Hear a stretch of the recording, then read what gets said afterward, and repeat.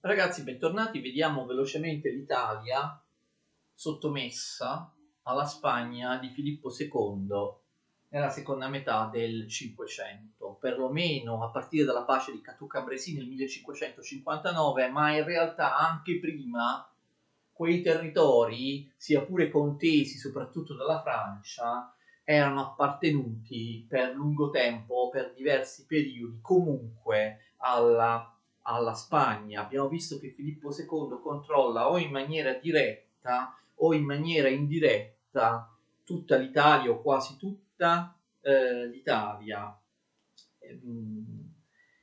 Per quanto riguarda Milano e Napoli, che poi significa Regno di Napoli, Regno di Sicilia, peraltro la Spagna possedeva anche la Sardegna, queste sono delle vere e proprie colonie spagnole, non dei regni, dei protettorati, dei regni sottomessi, d'accordo? Non vi era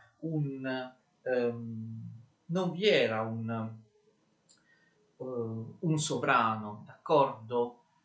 A Milano vi era un governatore, ricordate nei Promessi Sposi, il dominio spagnolo a Milano nei Promessi Sposi c'era il governatore spagnolo, no?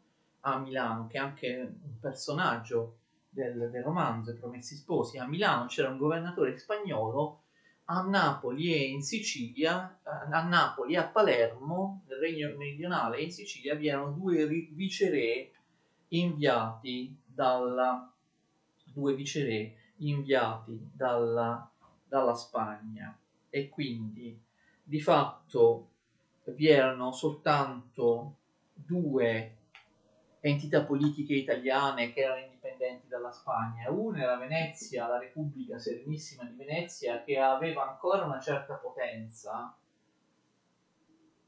infatti possedeva numerosi territori, un vero e proprio impero marittimo nel Mediterraneo orientale. Vedremo in seguito che Venezia sarà completamente sconfitta dagli ottomani, ma anche Roma, lo Stato Pontificio, che era ovviamente anche il riferimento religioso del cattolicissimo Filippo II di Spagna, quindi era il perno ideologico della sua sovranità, anche proprio da un punto di vista politico. Roma, la Roma della Controriforma, si rafforza, si espande. Lo Stato Pontificio nella seconda metà del Cinquecento riesce a conquistare altri territori, riesce a conquistare Ferrara. Pensate, strappa Ferrara agli Estensi. Ferrara era la capitale del Ducato degli Estensi e poi anche la città di Urbino dopo molti decenni di tentativi, d'accordo?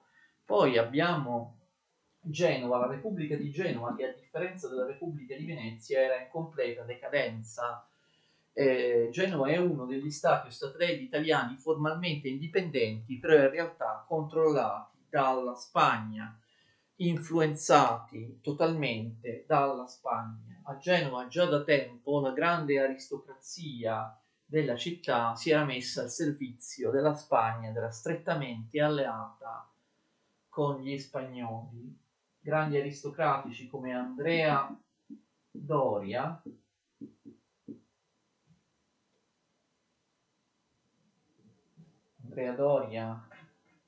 era un grande navigatore. Andrea Doria collaborava per esempio con la Spagna per combattere i pirati barbareschi nel Mediterraneo. Le coste di Genova, come le coste della maggior parte d'Italia, venivano protette dalla possibile invasione dei turchi ottomani o dei pirati barbareschi che facevano parte dell'impero ottomano. Costa di Genova era completamente controllata e difesa dalla marina spagnola, dalle navi spagnole. Il Ducato di Savoia, attenzione, il Ducato di Savoia anch'esso è strettamente legato alla Spagna. Però a differenza, attenzione, di altri stati italiani che erano stati satellite della Spagna e che andranno incontro a un inevitabile declino, invece pur strettamente legato alla Spagna, il Ducato di Savoia continua e anzi continua nell'accrescimento del suo peso politico, nella sua espansione e anzi la seconda metà del Cinquecento è proprio un periodo fondamentale dell'espansione del Ducato di Savoia, diviene sempre più potente. Un sovrano quale Emanuele Filiberto, duca di Savoia, che occupa appunto molti anni nel suo regno all'interno della seconda metà del Cinquecento, mise su un esercito permanente. Era una delle prime volte che questo succedeva in Europa. Nel 1570 il Ducato di Savoia ha un esercito permanente, non un esercito di mercenari che venivano convocati, predisposti, chiamati, messi insieme solo in occasione di ogni guerra, ma un esercito permanente. Questo fa del Ducato di Savoia, per quanto sia uno stato piccolo, uno stato molto potente militarmente a livello europeo, capace di competere con potenze molto più grandi, molto più estese a livello europeo. Infatti il Ducato di Savoia nel 600 prenderà parte a tutte le guerre europee insieme alle altre potenze, distinguendosi anche appunto per l'efficienza del proprio esercito. Una cosa sapevano fare i Savoia ed era quella di combattere, erano bravi proprio militarmente. Questo è uno dei motivi, non il solo, che farà sì che il Ducato di Savoia, che poi si estenderà, sarà chiamato Regno di Sardegna, sarà destinato a diventare il perno, naturalmente il motore dell'unificazione italiana, del risorgimento ottocentesco attraverso svariate guerre di conquista. I Savoia nella seconda metà del Cinquecento si espandono. Dalla Savoia erano già arrivati in Italia, ma soprattutto sulle Alpi, sulle montagne piemontesi. Adesso invece conquistano molti territori anche in pianura, in particolare la città di Torino. E il Ducato di Savoia fa la sua svolta italiana, no? Fa a un certo punto la sua svolta italiana. La capitale viene trasferita da Chambéry, attenzione si pronuncia Chambéry, in Savoia, proprio a Torino. Quindi il Ducato di Savoia, che prima forse non poteva neanche dirsi uno Stato italiano, diventa uno Stato italiano a tutti gli effetti, perlomeno perché la sua capitale è ubicata in Italia. Si espande anche occupando il marchesato di Saluzzo e altri territori del Piemonte. La storica tendenza dei Savoia nei 2 secoli successivi sarà quella di espandersi fino a conquistare tutto il Piemonte. Firenze, i Medici a Firenze che dopo la grande stagione del Rinascimento italiano, che generalmente, sia pure in maniera convenzionale, si considera chiusa nel 1559 dalla pace di Cateau Cambrésis. Non lo so perché. Convenzionalmente si dice, soprattutto nella periodizzazione dei libri di italiano, dei testi all'interno della letteratura italiana, si dice che il Rinascimento italiano, l'umanesimo e il Rinascimento italiano finiscono nel 1559 con la pace di Cateau Cambrésis. Non ho mai capito bene perché, ovviamente si tratta solo di una data convenzionale. Dopo la grande stagione del Rinascimento, anche la Toscana è in decadenza.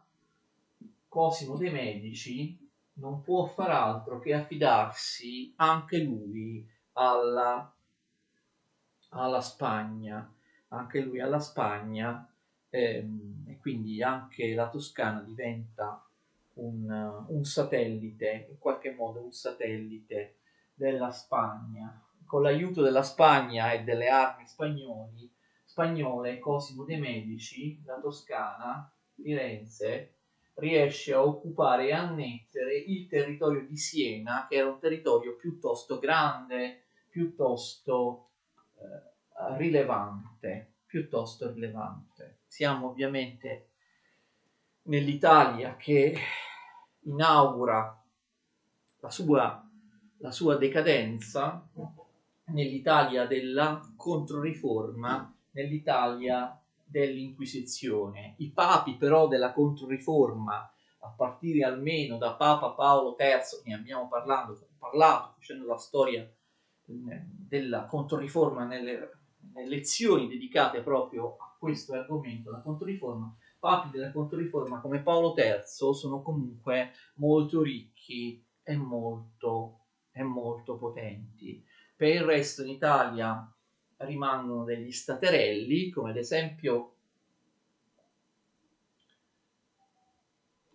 esempio gli Este, il Ducato di Ferrara. Vi ricordate degli Estensi, che paradossalmente ha perso Ferrara, l'abbiamo già detto, ha perso la sua capitale a favore dello Stato Pontificio, a favore del Papa di Roma. Comunque gli Estensi restano padroni dei due ducati di Modena e Reggio Emilia.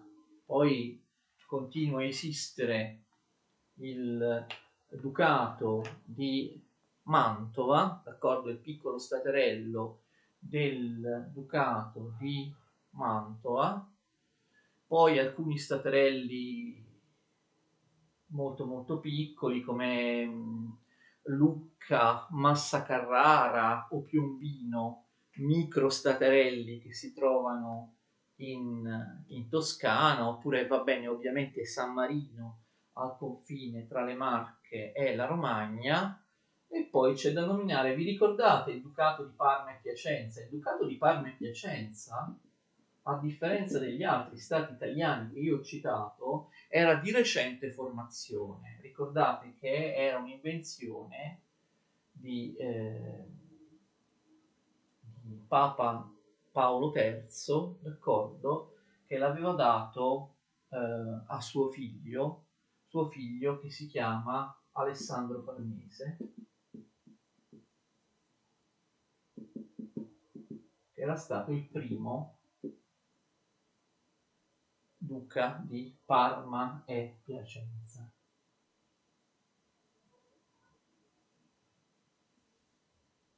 Alessandro Farnese aveva lasciato in eredità il ducato a Ottavio Farnese, suo figlio Ottavio Farnese. Fate attenzione, nella seconda metà del Cinquecento Ottavio Farnese sposa Margherita d'Austria, Margherita d'Asburgo d'Austria. Ottavio Farnese sposa Margherita d'Asburgo d'Austria, figlia naturale di Carlo V, quindi sorellastra di Filippo II, a cui Filippo II aveva assegnato la reggenza delle Fiandre, Belgio e Olanda. Quindi attenzione, Margherita d'Austria ha un ruolo politico importante perché è la reggente delle Fiandre in nome di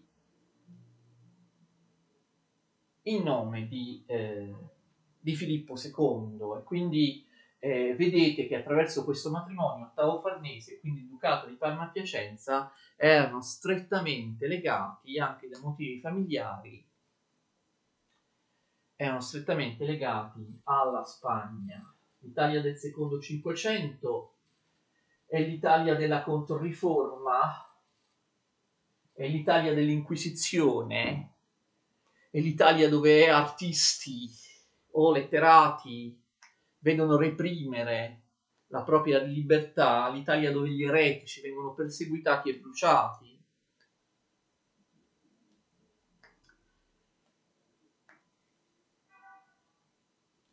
L'Inquisizione è quella che mise le braghe, lo sapete, al giudizio universale di Michelangelo. C'erano troppi soggetti, troppi personaggi nudi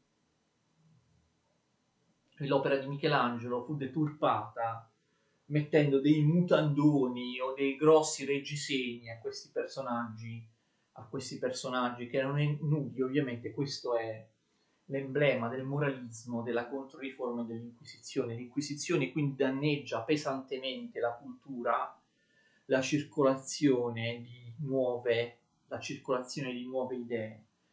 L'Inquisizione spagnola dipende dal sovrano spagnolo, l'Inquisizione italiana, come abbiamo già visto, cioè scusate, l'Inquisizione romana dipende invece dai vertici della Chiesa, dal Papa, dipende dalla Curia romana, però aveva giurisdizione e potere su tutti gli stati italiani. Tra i pochi stati italiani che si potevano permettere di litigare con il Papa e a volte di non accettare l'invadenza dell'Inquisizione a casa loro, vi fu la Repubblica di Venezia, e abbiamo visto che oltre allo Stato Pontificio la Repubblica di Venezia era l'unico Stato che davvero poteva sottrarsi a volte al dominio della Spagna. La Repubblica di Venezia poteva sottrarsi a volte anche al dominio della Chiesa. L'Inquisizione era presente anche in Spagna, mi sono dimenticato di citarla nella lezione scorsa quando abbiamo parlato della situazione basilare, della situazione di partenza di Filippo II in Spagna.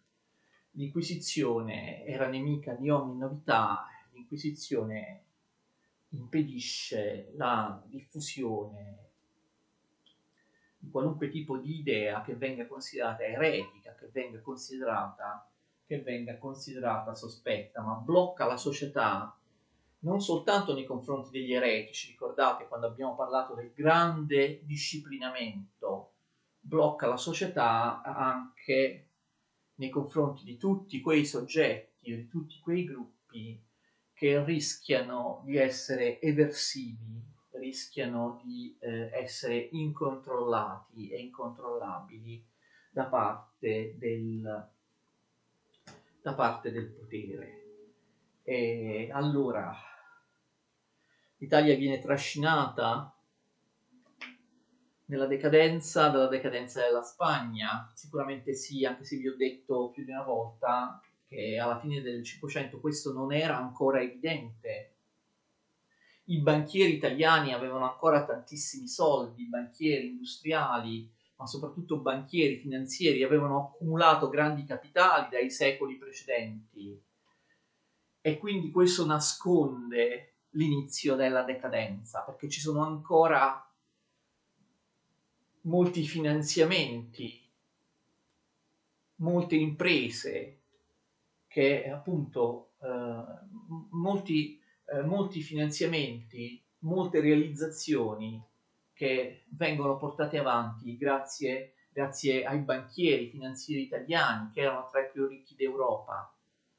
Però l'Italia si stava trasformando da un paese produttivo industriale, paese delle manifatture e di tutte le arti medievali, a un paese appunto che aveva un'importanza economica soprattutto di tipo finanziario, di tipo bancario. In ogni caso, i nobili italiani purtroppo imitano i nobili spagnoli, preferiscono non lavorare, preferiscono una vita basata sulla rendita e sui propri privilegi feudali piuttosto che una vita da imprenditori, una vita da investitori, una vita da lavoratori. Questo anche per motivazioni ideologiche, ma anche forse per motivazioni economiche. Le tasse erano sempre più alte in Italia, la fiscalità era molto forte, ed ora sapete che anche adesso un imprenditore, quando le tasse sono alte, non se la sente di rischiare i propri capitali, li mette in banca, si accontenta di una rendita. Quindi anche i nobili, gli aristocratici, in generale i proprietari terrieri, preferiscono accontentarsi delle rendite, succhiando le risorse ai contadini attraverso appunto il sistema dei privilegi feudali, piuttosto che edificare un'industria, un'imprenditoria, un capitalismo moderno, e quindi anche i nobili italiani sperperano i loro soldi nelle battute di caccia, nei ricevimenti, nei tornei, nelle celebrazioni e così via. Molti hanno sostenuto, soprattutto nell'Ottocento, molti storici hanno sostenuto, soprattutto nell'Ottocento, dove ovviamente la polemica antispagnola era anche rinfocolata dalle idee patriottiche del risorgimento italiano, molti storici hanno sostenuto, soprattutto nell'Ottocento, ma non solo, la stessa cosa per esempio dice Benedetto Croce in una sua importante opera del 1924, dedicata alla dominazione spagnola in Italia, che l'Italia abbia risentito negativamente della dominazione spagnola, non solo da un punto di vista economico, e già l'abbiamo visto, ma anche da un punto di vista più profondo, da un punto di vista culturale, da un punto di vista anche psicologico addirittura e sociale. Vi sarebbe stata una tendenza deleteria che la storiografia ottocentesca iniziò a chiamare spagnolismo. Cioè la Spagna avrebbe, per esempio Benedetto Croce ripete questo in pieno Ottocento, la Spagna avrebbe esportato in Italia una serie di comportamenti, una serie di usi e di costumi fortemente deleteri, cioè una certa arroganza, una mancanza di umiltà, una certa tendenza allo sfarzo, d'accordo? Alla celebrazione, all'esteriorità, prediligere le maniere esteriori, capite? Le cosiddette buone maniere, l'etichetta, preferire le cerimonie alla vita più sobria, anche nei rapporti tra le persone, d'accordo? Il fatto di anche nel linguaggio, no? Il linguaggio diventa contorto, appunto spagnoleggiante. Vi ricordate che questo viene satireggiato all'interno dei Promessi Sposi di Alessandro Manzoni. Ci si rivolge al prossimo con delle espressioni reboanti, con delle espressioni che mettono al primo posto una sorta di servilismo, di cortigianeria. Ecco, nasce in Italia il servilismo, la cortigianeria, i modi cerimoniosi che si occupano soltanto dell'aspetto esteriore, ci si occupa soltanto dell'onore, di come si viene visti dall'esterno, di come si parla, di come ci si veste, di come ci si comporta, no? La tendenza a cercare l'onore, non magari il profitto o le cose che si realizzano, le virtù che hanno a che fare con l'umiltà, con la sobrietà. Nascono titoli onorifici con cui rivolgersi alle persone, Sua Eccellenza, Sua Magnificenza, d'accordo? Titoli onorifici che, ripeto, sono di pura deferenza. Non è vero che quello a cui io sto parlando abbia davvero ufficialmente il titolo di eccellenza oppure magnificenza. Nasce il prenome Don per riferirsi a qualcuno importante, lo si chiama Don Mario, Don Michele, magari sei un proprietario terriero, sei un personaggio politico importante. Nascono tutta una serie, no, di titoli e di parole, di deferenza, quindi cerimonia, sfarzo, anche proprio una sorta di ipocrisia, di cerimoniosità, di buone maniere esagerate nel rivolgersi agli altri. Vengono importate anche delle parole che derivano dallo spagnolo, parole come etichetta oppure fanfarone. Sono parole che derivano dal dallo spagnolo, e moltissime di queste parole riguardano appunto proprio i rapporti umani, questi rapporti umani che appunto un po' l'arroganza, un po' l'onore, la cerimoniosità, l'aspetto esteriore, ecco, tutte queste cose avrebbero danneggiato proprio nell'intimo l'animo, il carattere degli italiani, d'accordo? Queste cose spagnoleggianti, il cosiddetto spagnolismo. Anche il fatto che ci si dà del lei, anche adesso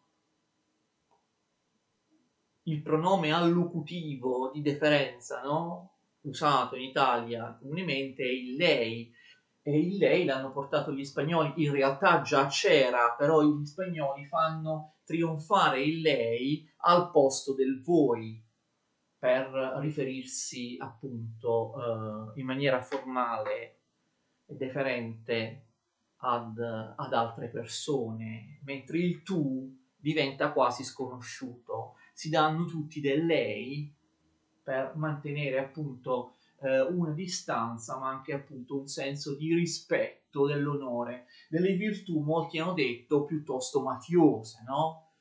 Pensare all'onore, al rispetto, all'esteriorità, alla pretesa che gli altri ti riconoscano attraverso l'esteriorità. Il sussiego, ecco, mi stavo dimenticando, un'altra parola che viene dallo spagnolo, non è una parola italiana, che viene introdotta in Italia in quel periodo, è la parola sussiego. Ecco, la parola sussiego forse definisce meglio di qualunque altra parola, sintetizza nel modo migliore possibile quello che viene chiamato spagnolismo, questo atteggiamento, questa predisposizione psicologica, questo tono, questo tenore psicologico che sarebbe stato importato in Italia dagli spagnoli e che ovviamente andava di pari passo anche alla necessaria ipocrisia, alla dissimulazione, al nascondimento delle proprie idee all'interno di una società dominata dall'Inquisizione, in cui le idee potevano essere sospette, potevano essere condannate, e quindi l'Italia, a causa dell'Inquisizione, a causa degli spagnoli, inizia a diventare un paese ipocrita anche nei rapporti umani, un paese in cui tutti parlano in maniera inutilmente forbita, con termini difficili o con espressioni latine, senza voler mai dire niente, o appunto parlano spesso in maniera così formale e cerimoniosa, educata, proprio per nascondere il vero pensiero oppure per ingannare il prossimo. Se voi pensate ad esempio all'avvocato Azzeccagarbugli con il suo Latinorum nei Promessi Sposi, oppure alle grida, no, alle grida che venivano lette in pubblico, le grida del governatore spagnolo di Milano, eh, appunto in questo linguaggio, in questo eh, linguaggio contorto, difficile, che vuole incutere rispetto, che vuole incutere soggezione al popolo.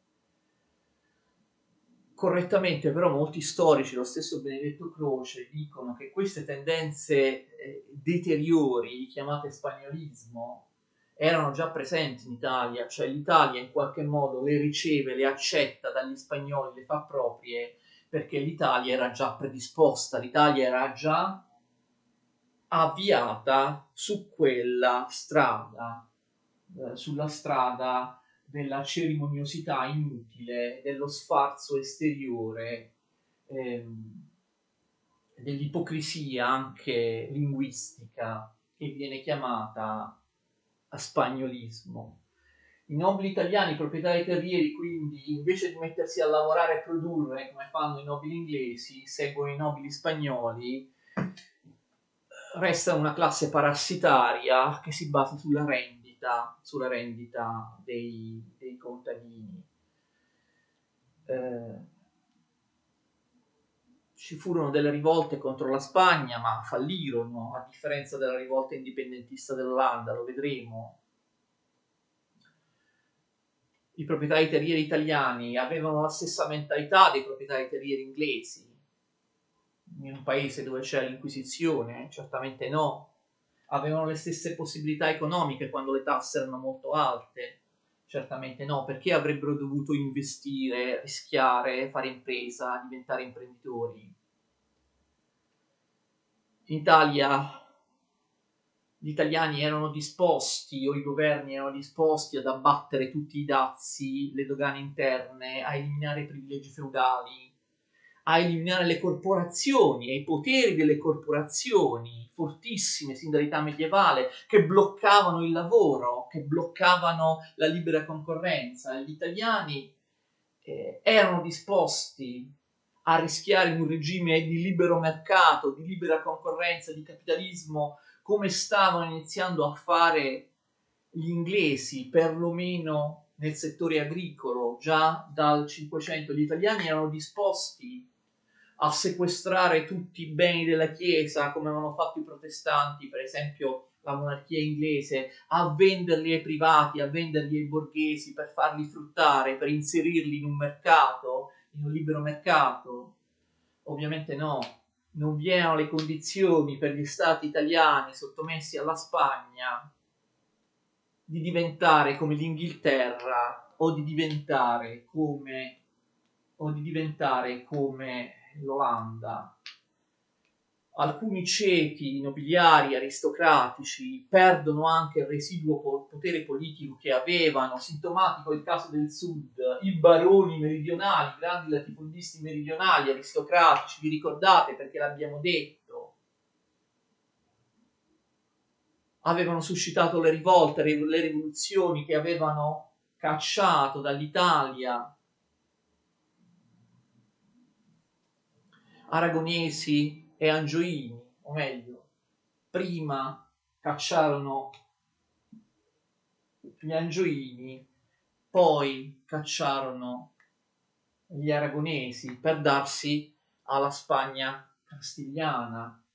Questi baroni meridionali, non solo meridionali, gli aristocratici italiani non erano mai stati in grado, soprattutto ovviamente nel regno di Napoli, di Sicilia, non erano mai stati in grado di esprimere una propria dinastia, una dinastia autoctona, una dinastia nazionale, una dinastia italiana. Si sottomettevano sempre a un padrone straniero, molto spesso lo chiamavano loro, noi l'abbiamo visto in passato in altre lezioni, cacciavano il precedente e chiamavano un altro dominatore straniero. E il Papa, lo Stato della Chiesa, anche questo l'abbiamo visto, l'abbiamo studiato spesso in precedenza, spesso anche faceva il possibile per far cadere il regno meridionale, la Sicilia, sempre sotto il dominio di una dinastia straniera. Però almeno i baroni in precedenza avevano un potere politico, potevano trattare con il sovrano straniero e come abbiamo visto spesso quando il sovrano straniero dal loro punto di vista governava male o comunque loro erano insoddisfatti per vari motivi lo cacciavano. Invece con Filippo II e il dominio destinato a durare 2 secoli degli spagnoli, questo non avviene più. I baroni meridionali, gli aristocratici latifondisti del meridione assumono sempre più potere economico, schiacciando i contadini, pretendendo sempre più soldi, porzioni del raccolto, prestazioni di lavoro dai contadini. Quindi aumentano il loro potere economico, ma cessano di avere un potere politico. Il potere politico è tutto dell'accentramento spagnolo di Filippo II. Infatti Filippo II non ebbe assolutamente mai problemi con le classi dirigenti, in particolare con gli aristocratici italiani. Ci furono poche rivolte, lo vedremo, subito sedate, ma che partivano soprattutto dal popolo, non tanto dai proprietari terrieri che restarono sempre fedeli alla Spagna. Cosa volete? Questa è la seconda metà del Cinquecento, abbiamo delineato le cose principali, non le guerre, d'accordo, ma le condizioni di partenza, la situazione sociale, politica ed economica, sia in Spagna, seconda metà del 500, seconda metà del 500, sia in Spagna, sia in Italia, paese diviso e frammentato in varie entità politiche, che comunque viene sottomesso all'orbita della Spagna. Vedremo la prossima volta le guerre di Filippo II, la sua politica, anche la sua politica estera. Sembrava essere un regno potentissimo, era considerato il regno più potente d'Europa, se non del mondo, il regno o meglio l'impero di Filippo II, ma noi abbiamo già sottolineato i sintomi del declino che ben presto colpirà la Spagna e purtroppo anche la sottomessa Italia. Gli storici hanno messo in evidenza come gli imperi cinquecenteschi che non si modernizzano, che non hanno una buona amministrazione pubblica dei funzionari, una burocrazia all'altezza, vengono appunto paralizzati dalla loro eccessiva estensione. Imperi come cinquecenteschi come la Spagna o come l'analogo nell'Europa orientale la Polonia sono destinati pian piano a crollare senza mai avere però un'implosione, un crollo improvviso. Si tratta di un declino lento, continuo e costante nei secoli. Imperi ipertrofici, elefantiaci, cinquecenteschi come la Spagna e la Polonia sono destinati al declino e a subire la concorrenza e l'aggressione di stati più piccoli ma molto più organizzati ed efficienti come l'Inghilterra e l'Olanda, o meglio le Province Unite nei confronti della Spagna, oppure la Svezia, per quanto riguarda l'Europa orientale, la Svezia nei confronti dell'impero polacco. Continuiamo con Filippo II e con l'Europa della seconda metà dell'Ottocento, la prossima lezione.